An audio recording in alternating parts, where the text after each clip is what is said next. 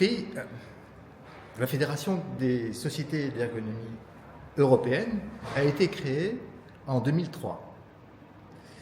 Et c'est une association d'associations, ce qui signifie que nous établissons des connexions entre les différentes associations nationales. L'objectif est d'agir à partir des besoins exprimés par les différentes associations nationales, d'agir à un niveau européen, puisque c'est le point d'accès de FIS qui est situé à Bruxelles.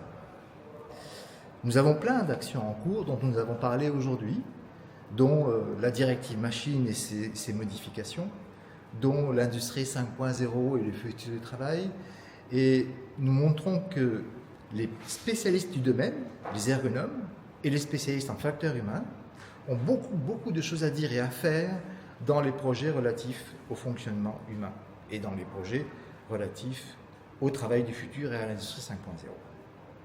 Donc nous avons géré, comme on le fait annuellement avec les différents membres de FIS, les 26 membres européens, dont une partie était présente, c'est toujours le cas, hein, tout le monde n'est pas forcément disponible et c'est un travail important et gratuit, hein, il faut le rappeler. Les associations fournissent tout un travail important et gratuit. En ça, on remercie le SIE de nous avoir accueillis ici et d'avoir fait cet effort, c'est toujours un effort.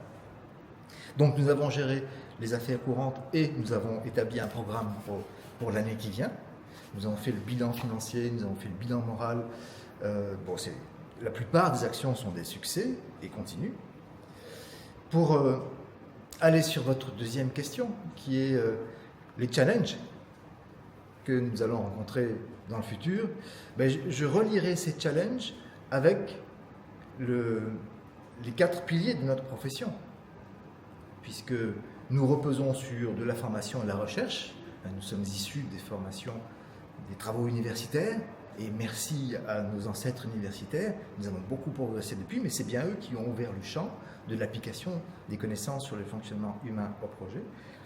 Nous avons la pratique, parce que nous savons montrer que nous produisons des choses utiles, et donc les praticiens réalisent des prestations, délivrent des services, et partagent ça, comme ça se fait aujourd'hui dans le congrès de la sécurité et la safety du patient.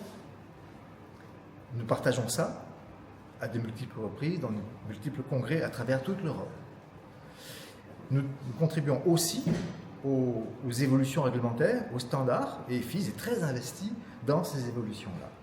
Donc, le challenge dans les années qui viennent porte sur le maintien d'une formation de haute qualité. L'Italie a produit des documents intéressants en termes de formation. Il y a encore des pas à faire dans cette formation, et notamment, si je prends le cas de l'Italie, comparé à celui que je connais le mieux en France, ce serait bien d'avoir une formation homogène et des maîtres de conférences, des docteurs installés dans le domaine en ergonomie en Italie. Ça, c'est un manque, et on voit les résultats par rapport à d'autres pays.